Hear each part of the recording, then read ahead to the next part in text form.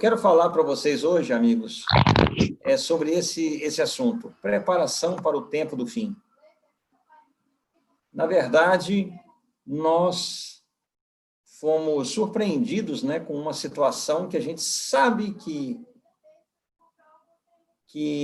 esse é um sinal, é uma característica do fim dos tempos, né? As enfermidades, as epidemias. A gente sabia disso.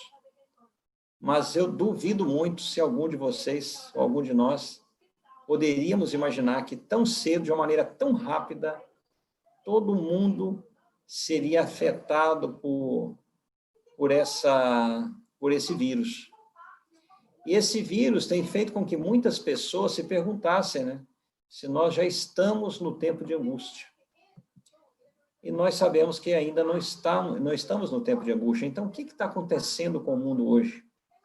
Eu quero falar sobre isso para vocês. Eu preparei esse material, preguei esse material, esse sermão na minha igreja, logo na primeira oportunidade, porque os primeiros 4 sábados de quarentena que a divisão começou a pregar, o pastor Ayrton, e depois o pastor Luiz Gonçalves, e cada sábado era um pastor pregando, mas depois de um mês nós já começamos a transmitir os nossos cultos. Esse foi o primeiro sermão que eu preguei para eles, para a minha igreja aqui. Então, eu transmito para vocês a mesma preocupação e o mesmo desejo que eu tenho para a minha igreja, eu tenho para vocês também, que eu considero como meus irmãos e amigos. 1 Tessalonicenses 5:20, todos sabemos, não desprezeis as profecias. Amigos, somos um povo que conhece bem as profecias, não é verdade? Somos um povo que nasceu das profecias. Nossa certidão de nascimento está aí em Apocalipse 10, né? Um livrinho aberto. A grande decepção, né? Doce como mel e amargo no ventre. Nascemos de uma profecia. Mas será que essas profecias, ou esse conhecimento, ou, digamos, nem tanto conhecimento, porque Oséias fala, meu povo foi destruído porque lhe faltou conhecimento. Mas nós temos acesso ao material. Se nós não conhecemos, é porque nós estamos em uma falta muito grave. Porque o texto bíblico diz, não desprezeis as profecias. Temos acesso, temos muitos materiais. E hoje, com a internet, não é preciso gastar nada para você ter acesso a material de muita boa qualidade para nós. Bem, nós poderíamos dizer que a nossa igreja nasceu das profecias de Daniel 8,14 e Apocalipse 10. São os 2 livros proféticos mais importantes, né? Apesar que nós não decifraríamos, não iríamos decodificar o Apocalipse sem os demais livros da Bíblia, seria impossível decodificar o Apocalipse sem os outros livros da Bíblia. Esses 2 livros realmente são os mais importantes. Agora, entre Daniel e Apocalipse tem os evangelhos. E nós poderíamos chamar o Apocalipse de Jesus, né? Que é o Apocalipse que está nos evangelhos. Em São Mateus 24 e 25 também, né? São Mateus 24, 25, Marcos 13 e São Lucas 21, são 3 capítulos em que Jesus ele fala do fim do mundo. E é muito importante você relacionar esses 3 capítulos também com Daniel e Apocalipse. Lança muita luz sobre esses capítulos. Em Marcos 13, 32, Jesus ele vai dizer algumas coisas importantíssimas para nós. Eu quero chamar a atenção de vocês. Ele diz assim, mas a respeito daquele dia e hora, ninguém sabe, nem os anjos que estão no céu, nem o Filho, somente o Pai. Ele começa dizendo que a sua vinda é para nós desconhecida. Não foi da vontade de Deus, dentro da sua onisciência, não foi da sua vontade nos fornecer essa data, por razões que não é o melhor para nós, não nos faria bem saber isso. Não nos daria a motivação correta para o preparo. Então, Deus oculta essa data de nós. Mas ele vai nos exortando, apesar de não saber a data, nós sabemos a proximidade desse evento. Em São Marcos, capítulo 13, versículo 33, eu vou ler aqui na minha Bíblia, porque eu considero que esse texto aí é extremamente importante, não quero cometer nenhum erro, nenhuma palavra, nenhuma vírgula nessa tradução. Só Marcos 13, 33, o que fala aí? Estai de sobreaviso, vigiai e orai, porque não sabeis quando será o tempo. A ênfase que Jesus está dizendo aqui. Estar de sobreaviso, ou estar alerta, alerta máximo. Vigiai, porque não sabeis quando será o tempo. E ele vai contar uma parábola, né? Versículo 35. Vigiai, pois, porque não sabeis quando virá... Não, versículo 34, perdão, então, erro aí.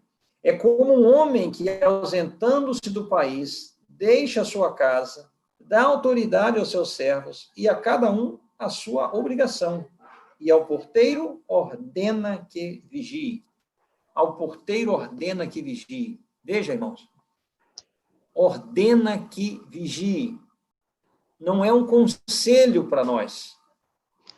É uma ordem. A ordem do dono da igreja, do senhor da casa.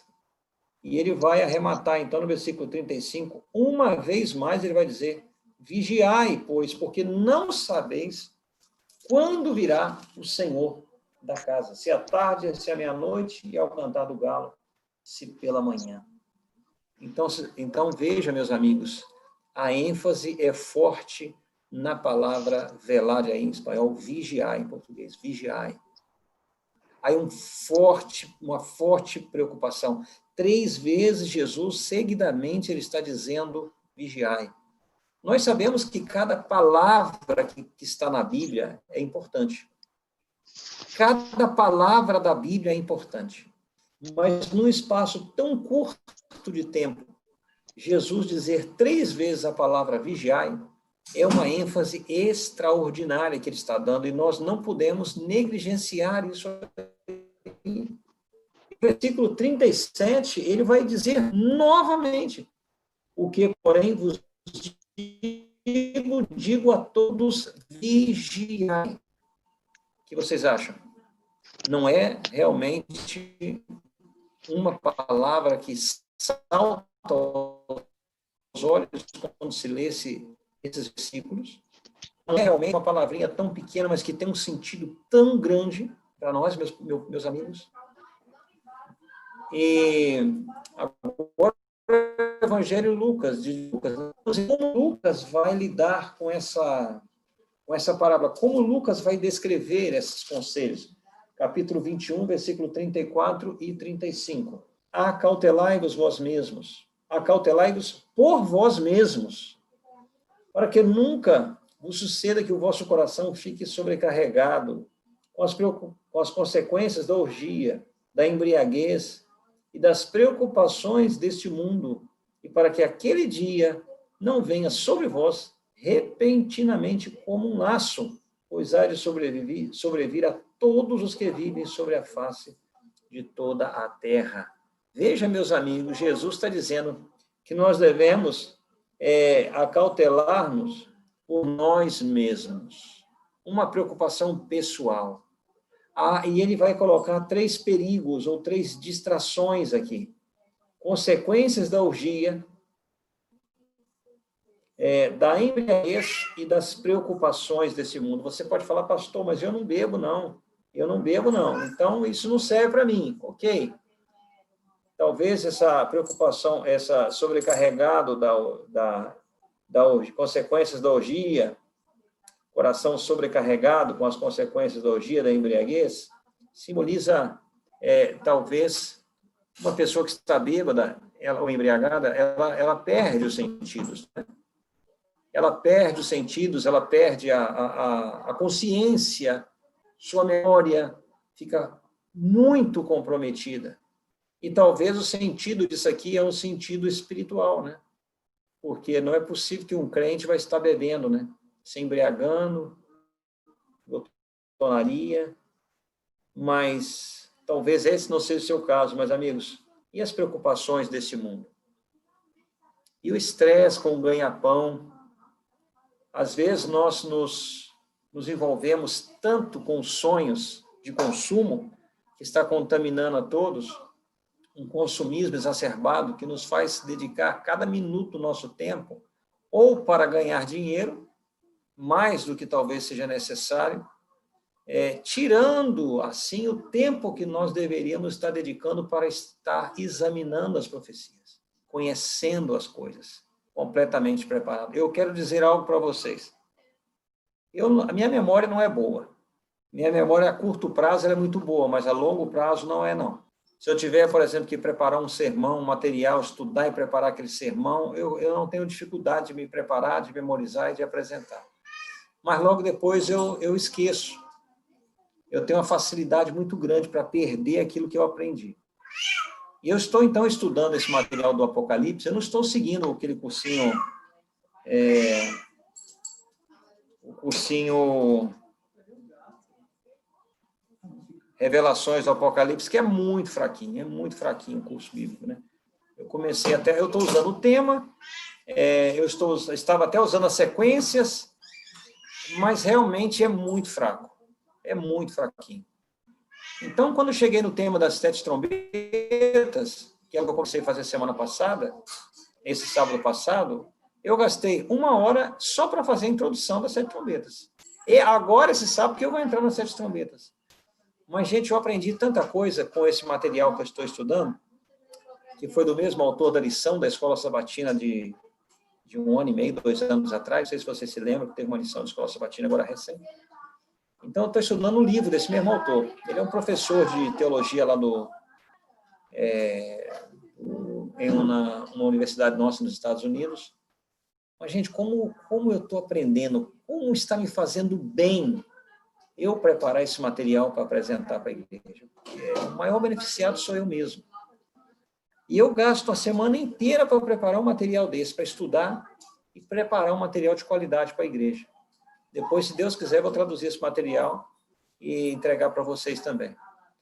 Mas, assim, quanta coisa eu estou aprendendo. Eu já estudei teologia, já fiz mestrado em teologia, vivo pregando, mas a gente esquece. A gente esquece. Então, nós temos que seguir estudando, não podemos cochilar de maneira nenhuma.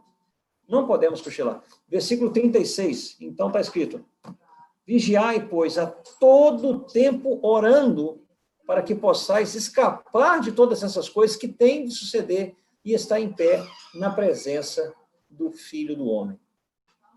Gente, uma vez mais, Cristo está falando, outra vez, vigiai.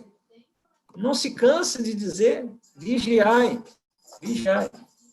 E Pedro, o apóstolo Pedro, aqui na sua segunda carta, na sua epístola, aqui, 2 Pedro, capítulo 2, ele fala assim, versículo 11 a 14. 2 Pedro, capítulo 2, 11 a 14. Capítulo 3, me perdoa. Outro errinho que eu estou descobrindo aí no sermão. Capítulo 3, versículo 11 até o 14.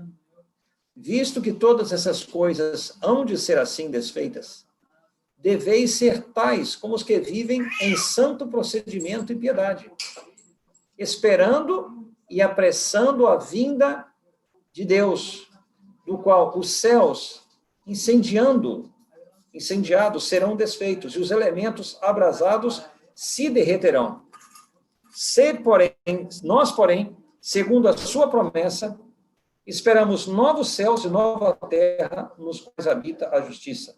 Por esta razão, pois, amados, esperando essas coisas, empenhai-vos por seres achados por ele em paz, sem mácula e irrepreensíveis. Veja esse conselho aqui, meus irmãos. Que tipo de pessoas nós que professamos ser os que estão esperando a volta de Jesus devemos ser? Que tipo de pessoas?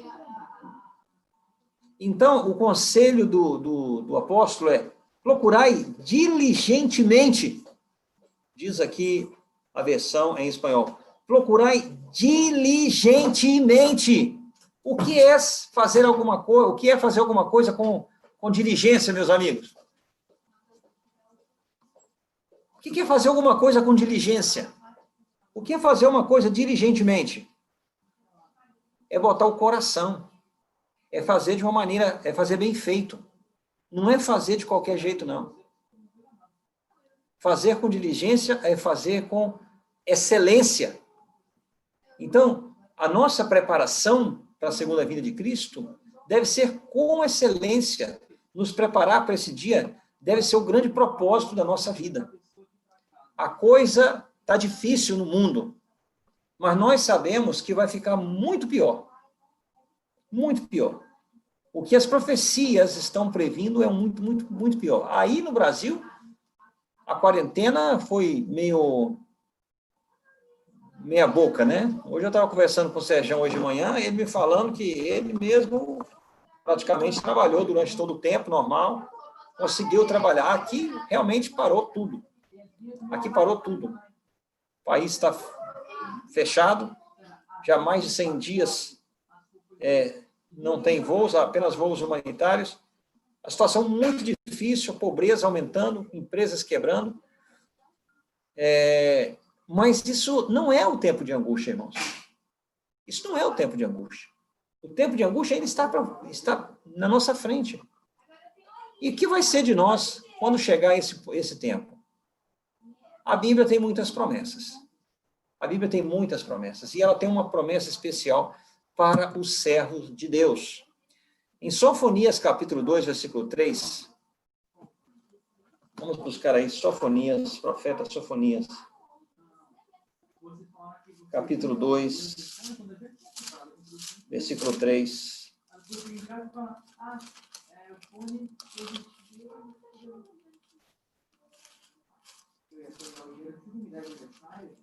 Sofonias 2, 3 fala assim: buscai o Senhor, vós todos os mansos da terra, que cumpris o seu juízo. Buscai a justiça, buscai a mansidão. Porventura lograreis esconder-vos no dia da ira do Senhor. Meus amigos, a Bíblia fala do dia da ira de Deus. Deus vai manifestar sua ira contra aqueles que recusaram sua graça e perseguiram seu povo. Assim como a morte de Cristo é um marco para a salvação daqueles que creem, é um marco para a condenação daqueles que rejeitam. Rejeitar a graça de Deus implica em estar em uma situação perigosa, porque o Apocalipse ele apresenta, irmãos, esse tema da ira.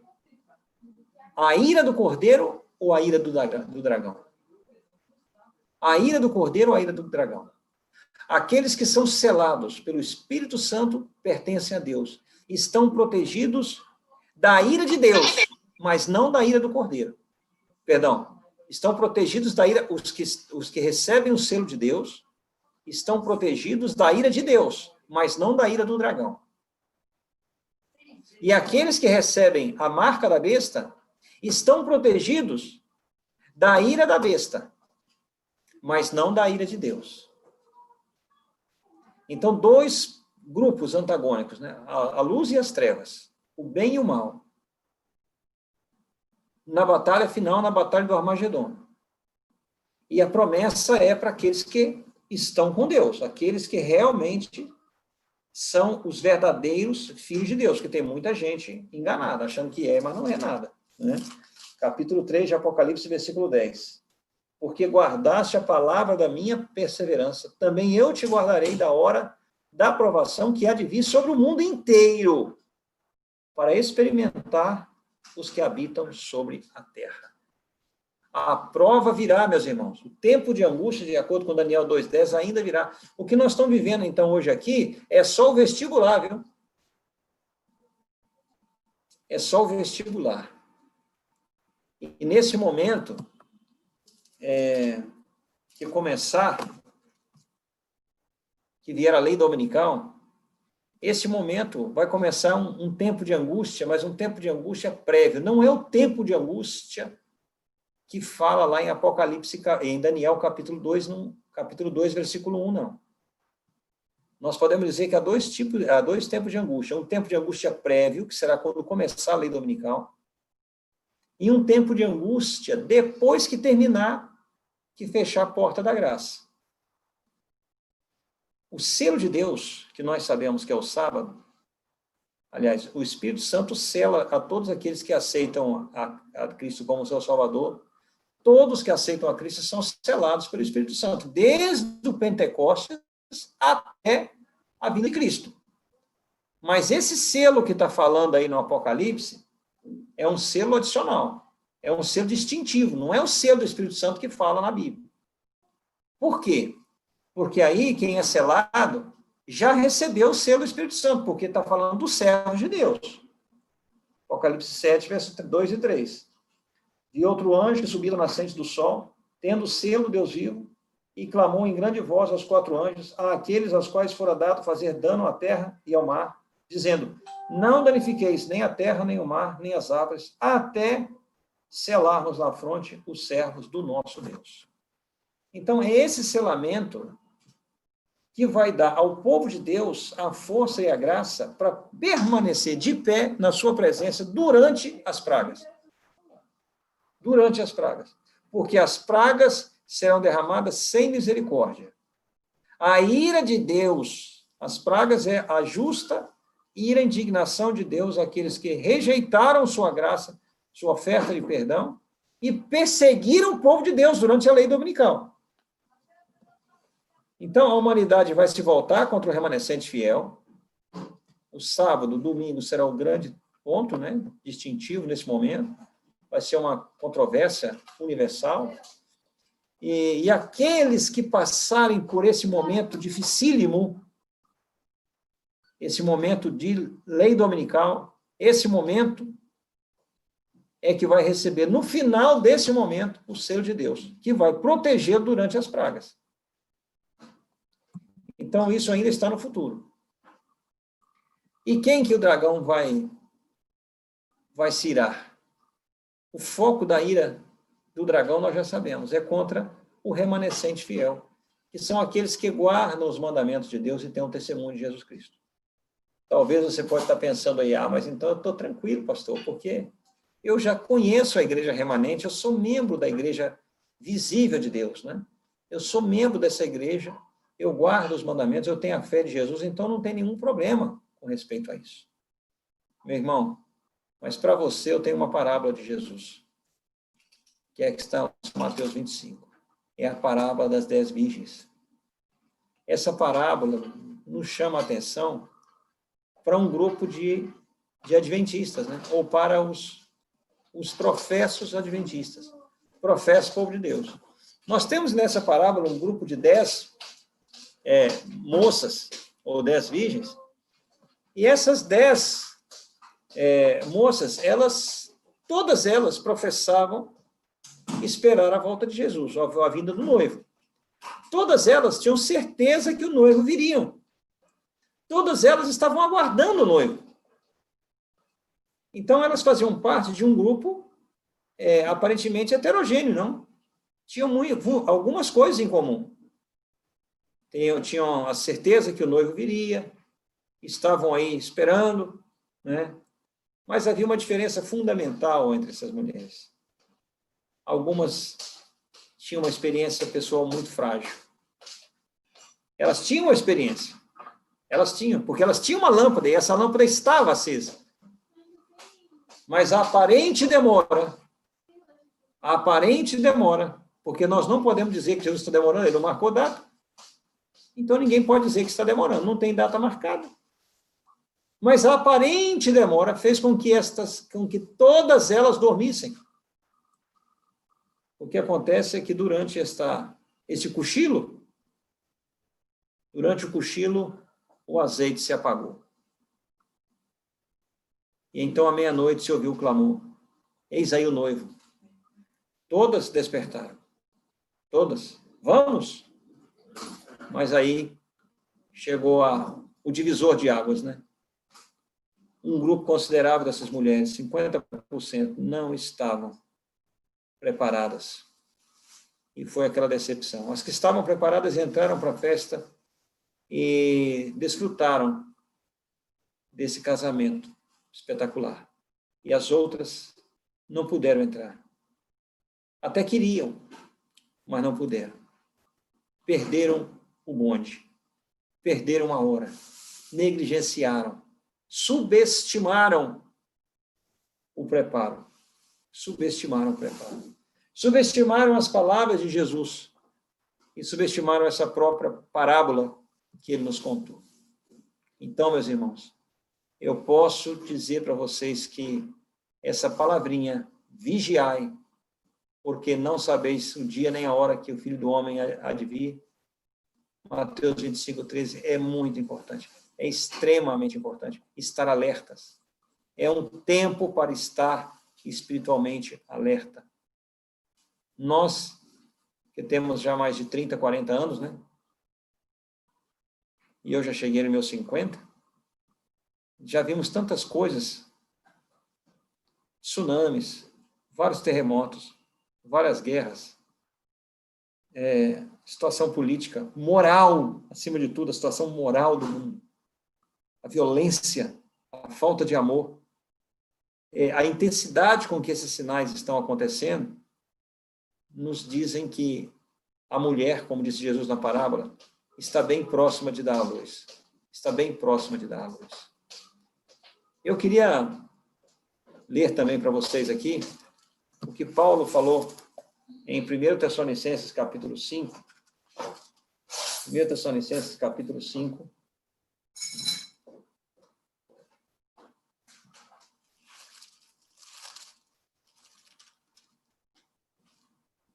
Versículo 4 a 11.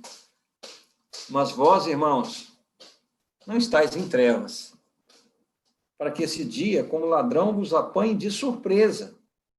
Porquanto vós todos sois filhos da luz e filhos do dia, não somos da noite nem das trevas. Assim, pois, não durmamos com os demais. Pelo contrário, vigiemos e sejamos sóbrios. Ora, os que dormem, dormem de noite, e os que se embriagam, é de noite que se embriagam. Nós, porém, que somos do dia, sejamos sóbrios, revestindo-nos da couraça da fé e do amor, e tomando como capacete a esperança da salvação. Porque Deus não nos destinou para a ira, mas para alcançar a salvação mediante nosso Senhor Jesus Cristo, que morreu por nós, para que, quer vigiamos, quer durmamos, vivamos em união com Ele. Consolai-vos, pois, uns aos outros e edificai-vos reciprocamente, como também estáis fazendo. Então, é o momento realmente da história para uma consagração total. Eu quero terminar com 2 textos da irmã White. Com quanta frequência ouvimos falar de terremotos, ciclones, assim como de destruição produzida por incêndios e inundações, com grande perda de vidas e propriedades. Aparentemente, essas calamidades são estalidos caprichosos das forças desorganizadas e desordenadas da natureza, completamente fora do domínio humano. Mas em todas elas podem-se ler o propósito de Deus. Se encontra entre os instrumentos por meio dos quais ele procura despertar em homens e mulheres o sentido do perigo que corre. Então, o que nós estamos vendo acontecer no mundo hoje com esse tema do coronavírus? Pastor, se não é o tempo de angústia, o que é isso? É Deus despertando a igreja. É Deus, na sua misericórdia, permitindo que a humanidade desperte. Isso são obras dos demônios, não é obra de Deus. Veja aqui, Satanás está obrando na atmosfera. Ele a está envenenando. E nós dependemos de Deus para a proteção de nossas vidas, de nossa vida atual e eterna. E por encontrarmos na posição em que estamos, necessitamos estar bem despertos, plenamente consagrados, completamente convertidos e cabalmente dedicados a Deus. Mas, ao parecer, permanecemos inativos, como se estivéssemos paralisados. Deus, o céu, desperta-nos. Então, 4 coisas aqui ela chama a atenção. Necessitamos de estar despertos, ou acordados, né? Consagrados, convertidos e dedicados. Completamente consagrados, convertidos e dedicados. E alertas, né? Despertos aí é estar alerta, meus irmãos. Alerta máximo.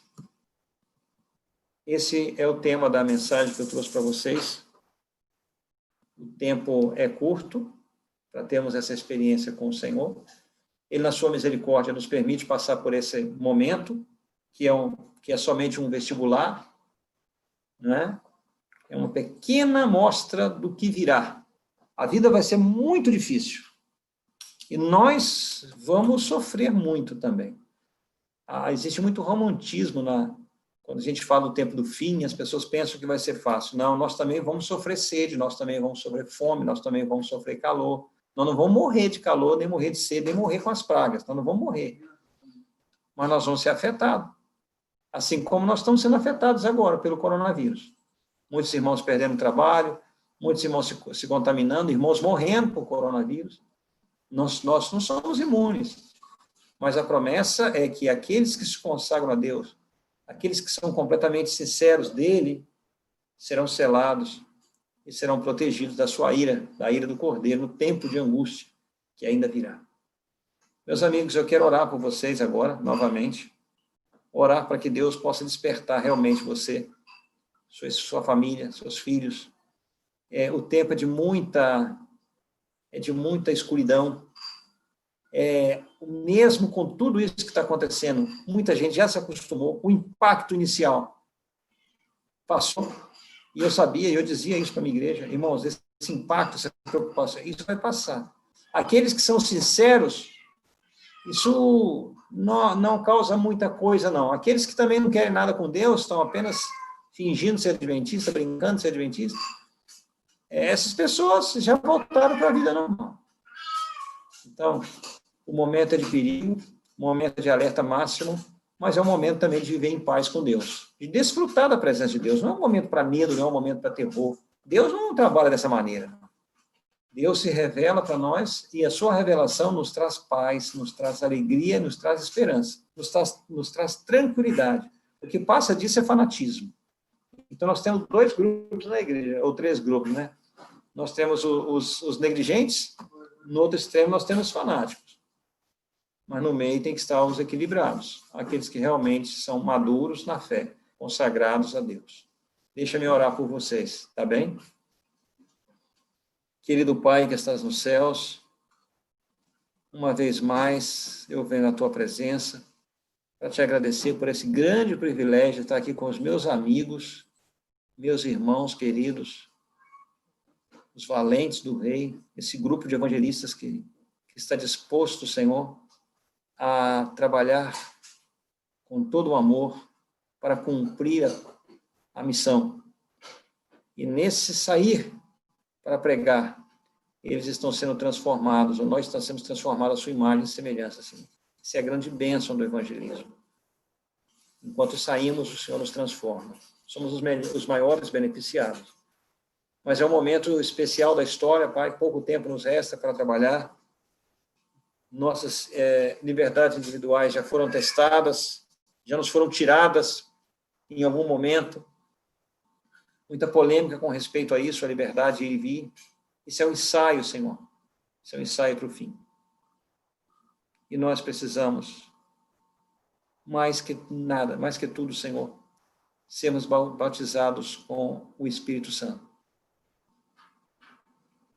Por favor, Pai, o Senhor prometeu na tua palavra dar o teu Espírito para transformar o seu povo e capacitá-lo para a missão. Nós não temos nada em nós mesmos que nos qualifique para isso, ou que nos faz merecedores dessa bênção.